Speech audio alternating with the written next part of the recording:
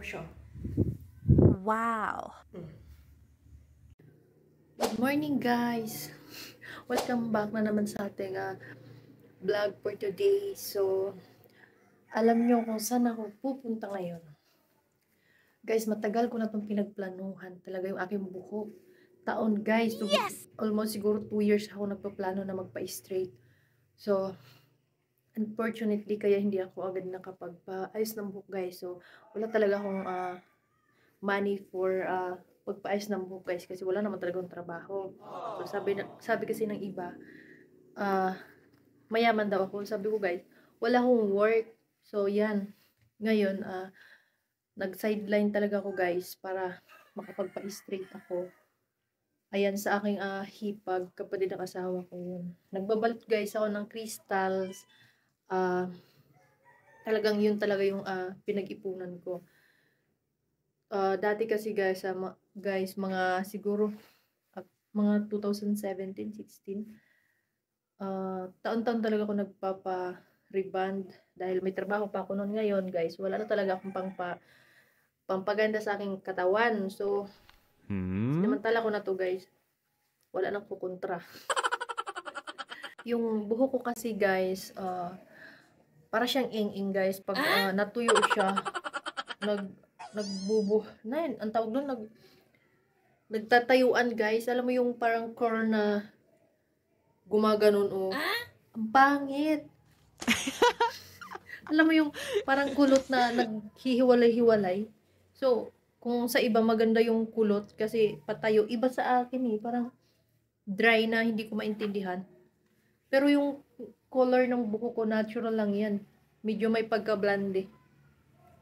Magpapariban ako guys. Ayan. So, tara.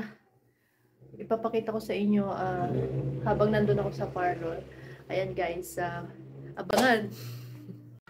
At ngayon, inumpisahan na ni Kuya Gay. So, gay talaga guys ang pinili ko dahil mas malakas ang lalaki kaysa babae mag-reband. So, talagang flat na flat talaga yung buhok mo guys. Ayan. So, napaka-hard lang ng buhok kasi virgin siya. So, ito na nga, babad ng maraming oras guys dahil virgin pa nga ang buhok ko. So, 2 beses talaga siya binabad.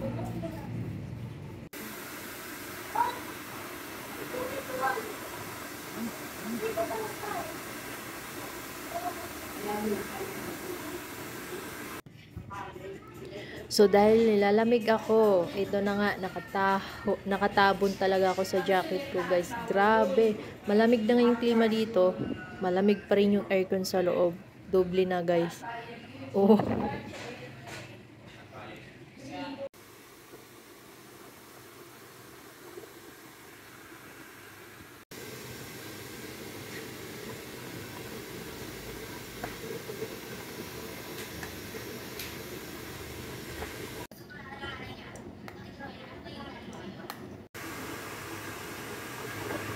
So, alam nyo ba, guys, na maghapon talaga siya na sa akin lang nakatutok.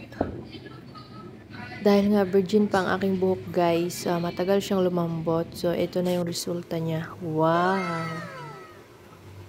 Hello guys, eto nga nakauwi na ako. So, look my new haircut. Short hair talaga siya guys. So, matagal ko na tong pinagplanuhan. So, ngayon lang. So, umalis ako kanina guys ng umaga is 8 a.m. Tapos, alam nyo kung ilang oras, kung anong oras siya natapos, mga 5 p.m. So, grabe guys. Sobrang antok ko na doon sa upuan. Nakagano na ako, sabi ni bakla. Wag daw ako maganon kasi baka daw dumikit sa anit ko yung gamot. So, masunog daw yung anit ko. Ayan. So, grabe yung pagtitiis natin para lang makapagpaganda, di ba? So, ayan, ang ganda, di ba? Sobrang ano niya, ang ganda niya. Makintab. Worth of 1.5 lang to. So, maganda naman, di ba? Mm. di ba? Bagsak na bagsak. So, hindi na to siya, guys, mainit sa ulo. So, yun kasi ang dahilan kaya ako nagpa-putol na rin kasi mahagad siya shampoo, then mainit sa ulo. Tapos, kapag maikli ang buhok, tipid siya shampoo, fresh ko sa ulo, hindi siya mainit. So, ayan, thank you talaga at nakagawa ko ng paraan para mapaayos yung aking hair. So, ayan guys. Di ba ang ganda? Wow! Parang medyo tumaray na akong konti dito. Laki lang ng face ko, di ba? Pero pag sa personal, hindi naman ganun kalaki ang face ko. Baka sa camera lang. Di ba? Oh, see? Kahit ganyan ko siya. Bumabalik sa dati. So, parang normal lang. Pero di siya normal kasi pag straight kasi parang patay na yung buhok mo, di ba? So, ayan guys, sobrang saya ko talaga at maraming salamat sa inyong panonood. Hope panoorin nyo pa sa next video at don't forget to subscribe my YouTube channel. Thank you so much guys. Bye-bye!